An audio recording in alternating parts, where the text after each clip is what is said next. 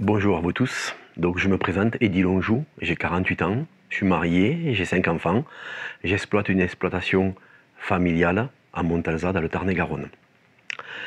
Cette exploitation familiale a 56 hectares que nous avons fait grossir au fil des années, où la production principale est le fruit et notamment l'abricot sur 16 hectares, le raisin de table sur 6 hectares, le raisin de cuve donc sur 3 hectares, les prunes sur environ 4 hectares, quelques cerises et des melons.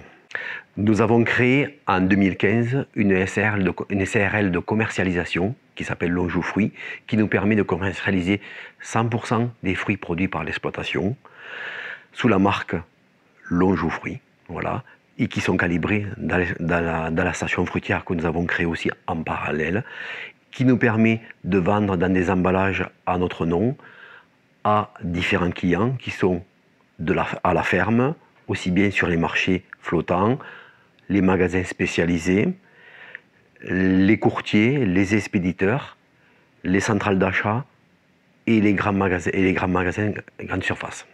Les évolutions marquantes sur notre exploitation sont le fait qu'on a planté des abricots depuis 20 ans et nous sommes à une surface aujourd'hui qui avoisine les 16 hectares, qui nous permettent donc de vendre des produits en circuit court principalement ces derniers temps. L'évolution marquante, c'est qu'on a planté beaucoup d'abricots et on a planté beaucoup de nouvelles variétés d'abricots qui nous permet d'avoir un calendrier de production large qui était il y a moins de 10 ans, de 30 jours. On est sur une centaine de jours de récolte. Au niveau national, la production d'abricots est représentée par une variété qui est la variété Bergeron, qui ne représente chez moi que très peu en pourcentage, car nous avons 50 variétés pour couvrir les 100 jours de récolte. L'évolution est fait qu'on a planté des variétés très précoces et des variétés tardives qui n'existaient pas il y a 10 ans, moins de 10 ans. Et on va vers un calendrier de production qui va avoisiner les 110 jours, d'ici 2 ans, 110 jours de commercialisation et de production. Dans un premier temps, les consommateurs ont fui la grande distribution et se sont orientés vers les achats locaux pour les fruits, notamment les drives fermiers, les marchés ou surtout à la ferme. On a vraiment oublié le caractère écologique de l'achat, c'est-à-dire qu'aujourd'hui, le client voulait revenir à la barquette plastique, voilà, pour acheter ses fruits, pour qu'ils soient protégés du risque de contamination. Le consommateur a été très volatile et a changé de lieu d'achat des fruits et légumes, partiellement. Mais ces choses-là, courant fin d'année 2020, ont été oubliées et on revient à un système d'achat à peu près classique des années auparavant. J'ai remarqué que les consommateurs ont préféré l'achat de fruits français au détriment des produits étrangers du fait du risque de contamination principalement et une sécurité de la production française.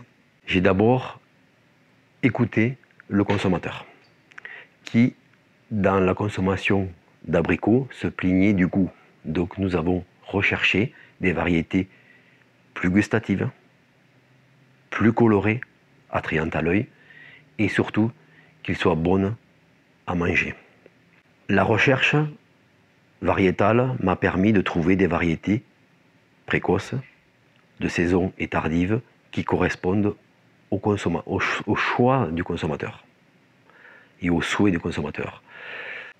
Nous avons essayé de trouver des variétés productives, gustatives, colorées et faciles à produire afin d'avoir un coût de production relativement bas, car nos voisins, pour citer l'Espagne et l'Italie, sont des producteurs nouveaux en abricots et qui arrivent à nous concurrencer sur le marché français. Nous avons mis en place la certification HVE haute valeur environnementale de notre exploitation afin de rassurer le consommateur français sur la qualité de notre production. Pour rester compétitif en 2021 et garder l'exploitation viable, je pense qu'il faut suivre l'évolution que dicte le consommateur. Une évolution écologique, une évolution variétale par le fait d'avoir des variétés plus gustatives, plus colorées, plus attrayantes à l'œil, faciles à manger, qui se conservent, ce qui nous permettra de nous différencier par le fait que nous sommes français et producteurs français, de nous différencier de la concurrence étrangère qui arrive sur le marché français avec des prix souvent beaucoup plus bas que nous et nous gêne dans le commerce. Donc il ne faut pas qu'il y ait une trop grosse différence de prix entre les productions d'importation et les productions nationales afin que le consommateur reste sur l'achat français. L'avenir de la production d'abricots en France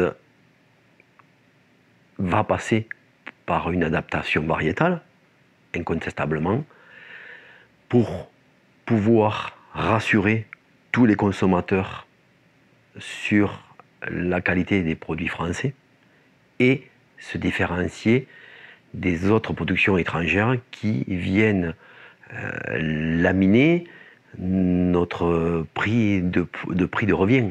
Voilà.